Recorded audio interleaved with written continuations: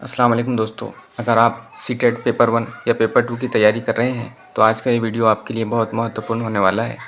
आज हम science pedagogy के मोस्ट इम्पॉर्टेंट 20 क्वेश्चन देखने वाले हैं, जिसमें हम 4 ऑप्शन को समझेंगे और इस पेडागोजिकली कॉन्सेप्ट के सही अप्रोच को भी आसान भाषा में समझेंगे। और दोस्तों, साइंस पेडागोजी में अक्सर सवाल ऐसे पूछे जाते हैं जिनमें सिर्फ साइंस का नॉलेज होना काफ़ी नहीं होता, बल्कि ये समझना ज़रूरी होता है कि एक टीचर को बच्चे को साइंस किस तरह पढ़ाना चाहिए। इसलिए वीडियो को बिल्कुल ध्यान से देखिए, क्योंकि कुछ क्वेश्चन ऐसे होंगे जो आपके सीटेट एग्ज़ाम में सीधे या कॉन्सेप्ट के रूप में काम आ सकते हैं। और एक छोटा सा काम ज़रूर कीजिए, वीडियो पसंद आए तो लाइक कीजिए, अपने सीटेट की तैयारी करने वाले दोस्तों के साथ शेयर कीजिए और पटेल लर्निंग हब को सब्सक्राइब करना बिल्कुल मत भूलिए।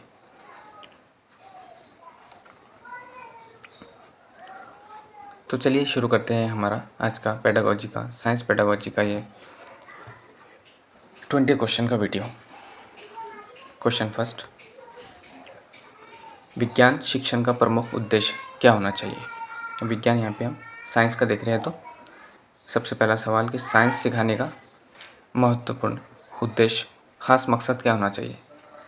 ऑप्शन ए, केवल तथ्यों को याद करवाना, विद्यार्थियों में वैज्ञानिक दृष्टिकोण विकसित करना, अधिक से अधिक गृह कार्य देना, परीक्षा में अच्छे अंक दिलाना।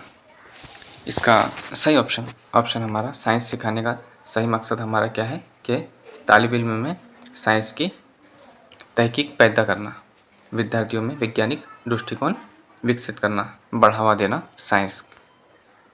अगला क्वेश्चन देखेंगे हम, विज्ञान की कक्षा में शिक्षक की सबसे उपयुक्त भूमिका क्या होंगी। साइंस की क्लास में एक टीचर के तौर पर आप सबसे अच्छी आपकी भूमिका किस तरह दे सकते हैं। केवल व्याख्यान देना, सभी प्रश्नों के उत्तर समय देना, विद्यार्थियों को खोज और प्रयोग के अवसर देना, और केवल पाठ्यपुस्तक पढ़ाना। जो भी केवल वाले ऑप्शन होते हैं, जब हमारे पास एग्ज़ाम में हमारा एग्ज़ाम सॉल्व करते हैं टाइम बहुत कम होता है, इसलिए हमने देखिए कि पॉजिटिव वाला क्वेश्चन है तो इसका आंसर भी पॉजिटिव आएगा। तो जो भी नेगेटिव वाले केवल वगैरह एकदम पूरा नहीं पढ़ेंगे, सिर्फ केवल पढ़ के इसको कट कर देंगे, यहाँ केवल देख के इसको कट कर देंगे, फिर हमारे पास बचेंगे 2, फिर 2 में से देखेंगे सही ऑप्शन कौन सा है। ये हमारे पास ट्रिक होती है कि हम एग्ज़ाम में अपना टाइम को किस तरह मैनेज करें और ज़्यादा मार्क्स हासिल करें। तो यहाँ पे हमारा सही ऑप्शन नंबर सी, विद्यार्थियों को खोज का प्रयोग के अवसर देना, विद्यार्थियों को जो भी है प्रैक्टिकल करवाना देना, उनको तहकीक करने देना, ताकि उनमें साइंस की दिलचस्पी पैदा हो। अगला क्वेश्चन है, यदि बच्चा पूछता है कि आकाश नीला क्यों दिखाई देता है। अब आपकी क्लास में बच्चा है तो पूछेगा ही कि यदि बच्चा पूछता है कि आकाश नीला क्यों दिखाई देता है तो शिक्षक को क्या करना चाहिए। ऑप्शन है, प्रश्न को टाल देना चाहिए, बच्चे को डांटना चाहिए, उसकी जिज्ञासा को प्रोत्साहित करके खोज करने देना चाहिए, या केवल उत्तर लिखवा देना चाहिए। अब उसे आकाश के बारे में उसकी दिलचस्पी है तो उसको क्या करना चाहिए, उसकी जिज्ञासा को प्रोत्साहित करके खोज करने देना चाहिए। उसकी जो सवाल है उसको अच्छी तरह से उसकी जो भी जुस्तजू है उसे बढ़ावा देना चाहिए और उसको खोज करने देना चाहिए कि ये आसमान नीला क्यों दिखाई देता है। अगला क्वेश्चन देखेंगे हम, विज्ञान शिक्षण में प्रयोग का मुख्य उद्देश्य क्या है। प्रयोग यानी क्या, प्रयोग यानी प्रैक्टिकल। विज्ञान शिक्षण में प्रयोग का मुख्य उद्देश्य एक्सपेरिमेंट का मकसद क्या होना चाहिए। ए है समय बिताना, 2 है विद्यार्थियों को व्यस्त रखना, अवधारणाओं को अनुभव द्वारा समझना, और केवल परीक्षा की तैयारी करना। तो इसका सही आंसर ऑप्शन नंबर सी, अवधारणाओं को अनुभव द्वारा समझना। अब हम देखेंगे अवधारणा यानी क्या होता है। अवधारणा यानी कॉन्सेप्ट होता है, अवधारणाओं को अच्छी तरह समझना। ऑप्शन सी हमारा सही ऑप्शन था। अब हम अवधारणा को समझ लेंगे कि इसे किसे कहते हैं। किसी विषय या घटना के बारे में बनी मुख्य समझ या विचार, जैसे पौधों को प्रकाश की आवश्यकता होती है। अवधारणा यानी ये समझ, ये कॉन्सेप्ट। तो किसी विषय या घटना के बारे में बनी मुख्य समझ या विचार। जैसे इसकी मिसाल है, सभी को पता है कि पौधों को प्रकाश की आवश्यकता होती है, पौधों को रोशनी की ज़रूरत होती है, रोशनी के सहारे से वो बढ़ते जाते हैं। अगला क्वेश्चन देखेंगे हम। रचनावादी दृष्टिकोण के अनुसार बच्चा डैश डैश डैश। अब यहाँ पर रचनावादी दृष्टिकोण यानी क्या, हम देखेंगे। रचनावादी दृष्टिकोण, इसके मीनिंग है बच्चा अपने अनुभव, पूर्व ज्ञान और गतिविधियों के आधार पर स्वयं ज्ञान का निर्माण करता है। बच्चा क्या करता है, खुद का जो भी उसका अनुभव है, जो भी उसका प्रैक्टिकल है, जो भी उसे जो करके वो सीखता है, पूर्व ज्ञान जो उसे साबिका इल्म है, और गतिविधियाँ यानी जो कुछ भी एक्सपेरिमेंट प्रैक्टिकल वगैरह करके बच्चा खुद से इल्म हासिल करता है, खुद ज्ञान हासिल करता है। जो कुछ भी उसके पास प्रैक्टिकल या एक्सपेरिमेंट दिया जाता है वो उसे अपने तौर पर करता है और खुद से समझता है। उससे क्या कहेंगे, रचनावादी दृष्टिकोण कहेंगे। इस पर क्वेश्चन देखेंगे हम। रचनावादी दृष्टिकोण के अनुसार पर बच्चा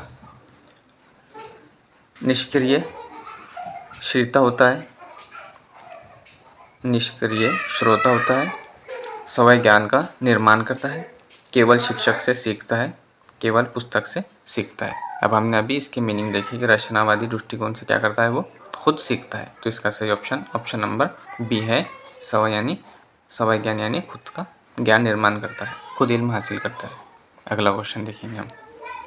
विज्ञान की कक्षा में बच्चों की गलत धारणाओं, मिसकॉन्सेप्शंस के साथ शिक्षक को क्या करना चाहिए। अब बच्चे हैं वो तो सीखते सीखते मिसकॉन्सेप्ट भी हो ही जाएंगे, तो उसके साथ एक मौलवी को, एक शिक्षक को क्या करना चाहिए।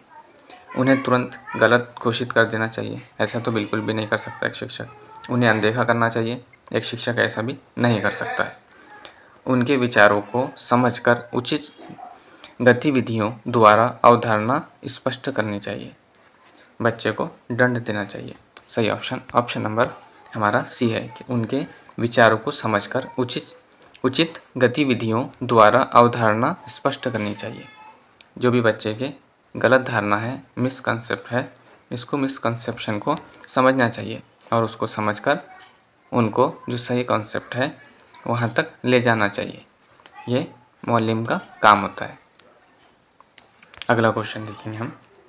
विज्ञान सीखने के लिए निम्न में से कौन सा सबसे प्रभावी तरीका है। विज्ञान सीखने के लिए निम्न में से कौन सा सबसे प्रभावी तरीका है, सबसे अच्छा कौन सा तरीका है जो खास मकसद के लिए इस्तेमाल किया जा सकता है।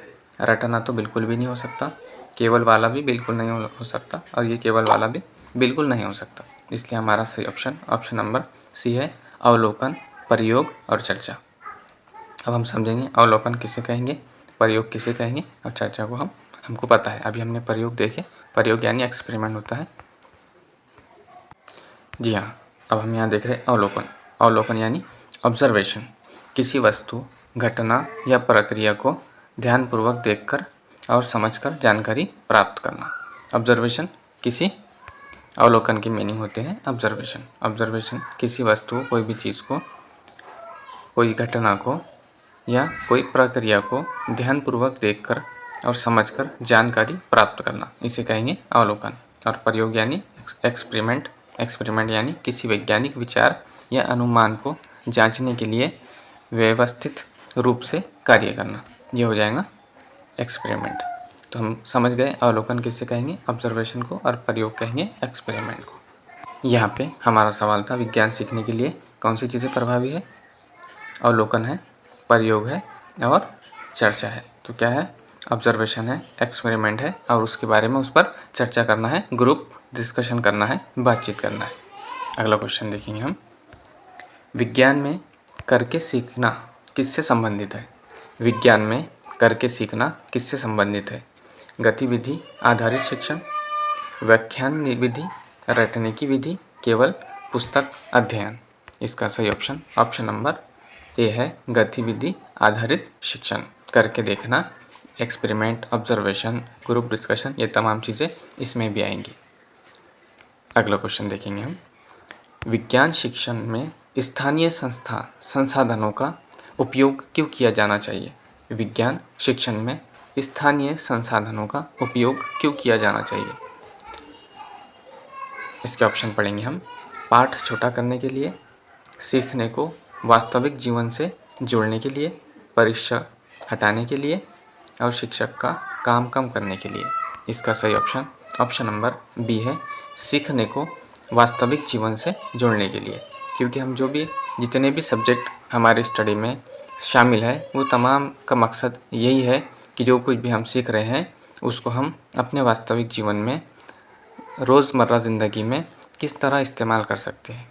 इसलिए ही तमाम सब्जेक्ट बनाए गए हैं, उसका इल्म हमको दिया जाता है। इसलिए इसका सही ऑप्शन सीखने को वास्तविक जीवन से जोड़ने के लिए किया जाता है। अगला क्वेश्चन देखेंगे हम। एक शिक्षक विद्यार्थियों से पौधे की वृद्धि का प्रतिदिन अवलोकन करवाता है। ये मुख्यतः किस कौशल का विकास करता है? एक शिक्षक विद्यार्थियों से पौधे की वृद्धि यानी पौधा रोज़ किस तरह बढ़ रहा है उसका प्रतिदिन अवलोकन करवाता है, यानी पौधे की रोज़ की बढ़ने की रफ्तार का ऑब्जर्वेशन करवाता है। ये मुख्यतः किस कौशल का विकास करता है? ये क्या है? अवलोकन ही है, ऑब्जर्वेशन का विकास करता है। इसका सही ऑप्शन नंबर बी है, अवलोकन।